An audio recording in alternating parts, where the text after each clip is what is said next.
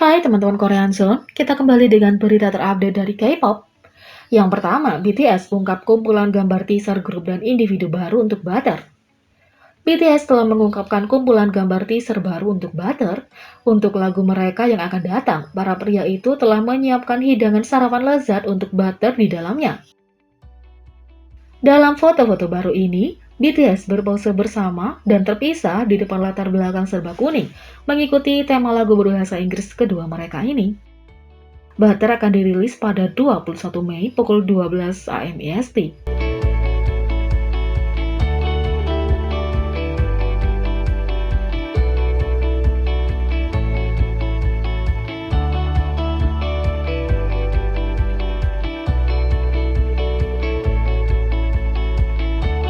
VBTS mengirim pesan dukungan untuk fan meeting Park Seo-joon.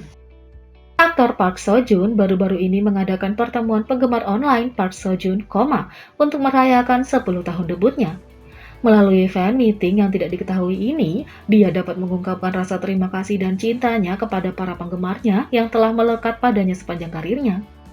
Banyak selebritas lain juga merekam pesan video, mengucapkan selamat hari istimewa untuk Park Seo-joon.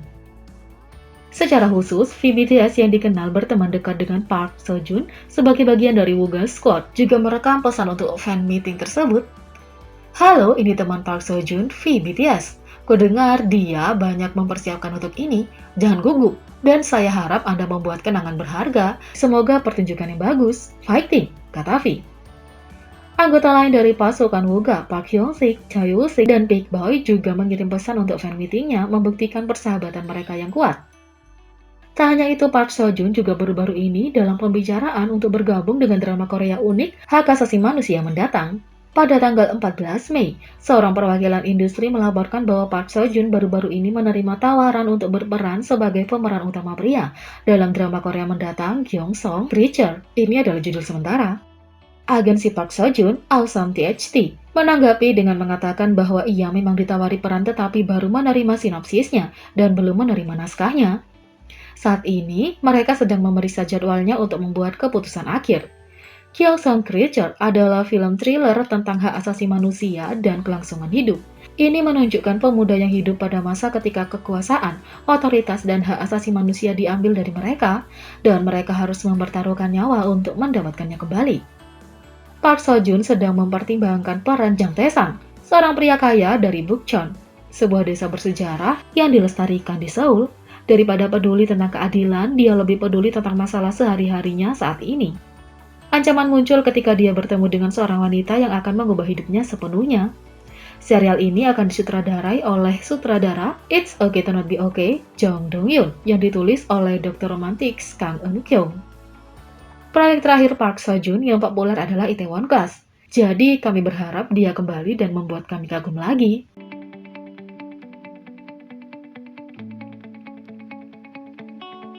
Yang kedua, rapper Simon Dominic secara halus berkampanye untuk stop Asian Hate dalam episode I Live Alone terbaru. Dalam penampilan tamu baru-baru ini di program reality I Live Alone, rapper Korea Selatan Simon Dominic menentang kebencian Asia dengan cara yang sederhana namun efektif. Saat diwawancarai untuk acara tersebut, Simon Dominic mengenakan kemeja hitam polos dengan tulisan Stop Asian Hate yang tercetak di atasnya.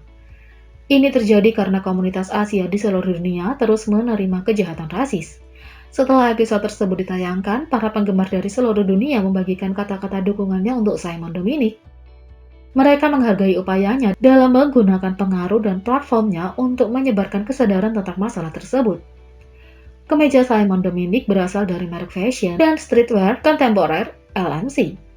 Menurut mereknya, semua hasil penjualan kaos tersebut akan disumbangkan untuk kampanye Stop Asian Hate.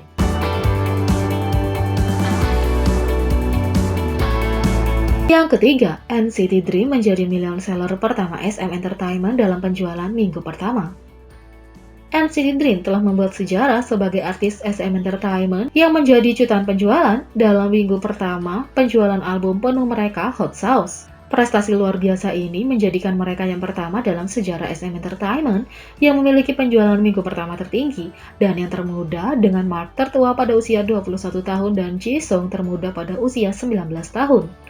Menurut penggemar, mereka sekarang menjadi grup ketiga yang menjadi jutaan penjual di minggu pertama di industri K-pop, bergabung dengan BTS dan Seventeen.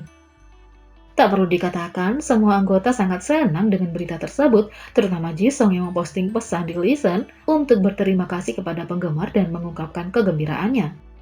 Dia bahkan memperkenalkan dirinya sebagai grup penjual jutaan pertama SM pada minggu pertama termuda NCT Dream Jisung. Sungguh luar biasa bahwa mereka mencapai status ini tanpa pengemasan ulang dan pada album lengkap resmi pertama mereka. Para pemain berhak mendapatkan pengakuan atas semua kerja keras mereka.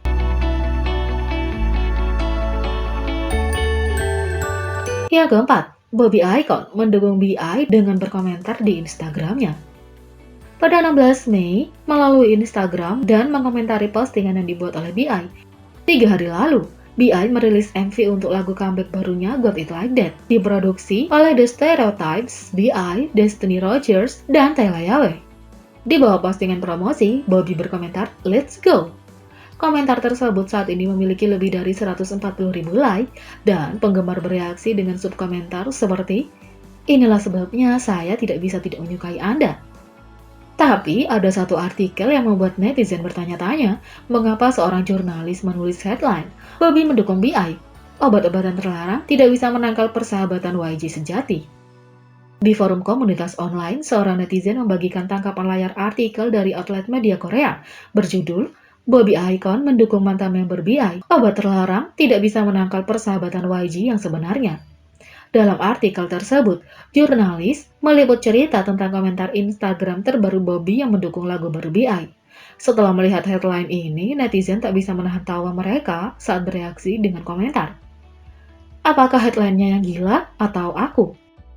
Tolong jangan merugikan Icon dengan membawa obat terlarang ke dalam ini. Lol, apakah jurnalis ini bersekolah di sekolah khusus karena menghasilkan berita utama seperti ini? Dalam berita terkait, BI sebelumnya diduga membeli obat terlarang dan LSD melalui seorang kenalan pada tahun 2016 lalu, tapi dinyatakan negatif dalam dugaan obat terlarang, dan kasusnya selesai. Dan baru-baru ini dia kembali ke dunia hiburan. Sementara itu, Bobby saat ini sedang melakukan promosi bersama Icon sebagai kontestan program Survival Mnet Kingdom. Jadi, bagaimana menurut kalian tentang ini? Beri komentar di bawah. Klik subscribe, like, share, dan klik lonceng. Mari kita sama-sama jadikan channel ini berguna bagi K-popers Indonesia. Sekian video kali ini, sampai jumpa lagi.